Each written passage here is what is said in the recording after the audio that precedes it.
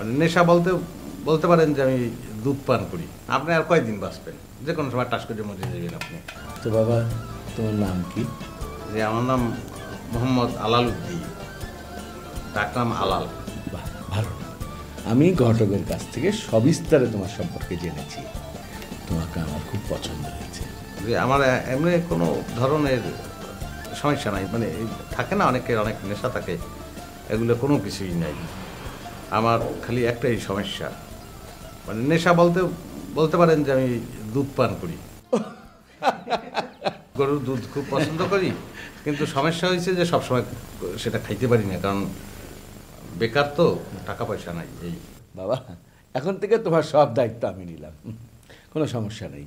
তো বাবা, তোমাকে আমি একটা কথা বলি, আমার মেয়েটাকে খুশি রাখার চেষ্টা করবে। আমার মেয়েটা যেভাবে বলে তুমি সেভাবে চলবে, বাকিটুকু আমি দেখব। তোমার সব দায়িত্ব আমার। সেটা আমার কোনো সমস্যা নাই, আপনার মেয়েকে আমি অবশ্যই সুখে রাখবো, কারণ আপনি আর কয়দিন বাঁচবেন? যে কোনো সময় টাস করে মরে যাবেন আপনি। তখন মনে করেন যে এই সয় সম্পত্তি এগুলো কে ভোগ করবে? এগুলো আপনার মেয়ে, আমি, আমাদের ছেলেপান যদি হয় তারাই তো ভোগ করবো। তো আপনার মেয়ে তো আমার স্ত্রী হবে, তো তাকে আমি সবসময় তাকে সুখে রাখবো না, যত্ন করবো না, এটা তো আমার দায়িত্ব।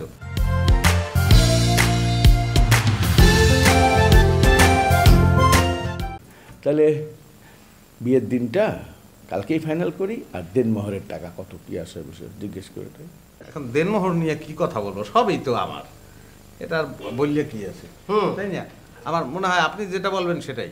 আপনি যা ধার্য করে দেবেন সেটাই। তাহলে 10,01,000 টাকা দেনমোহর ধার্য করি।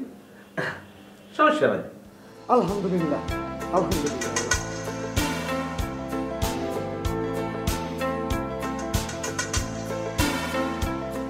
আমার জীবনে বলতো একটাই ইচ্ছা ছিল, যে একটা মেয়েকে বিবাহ করব, সে হবে ফুলের মতন সুন্দর, পরীর মতন সুন্দর।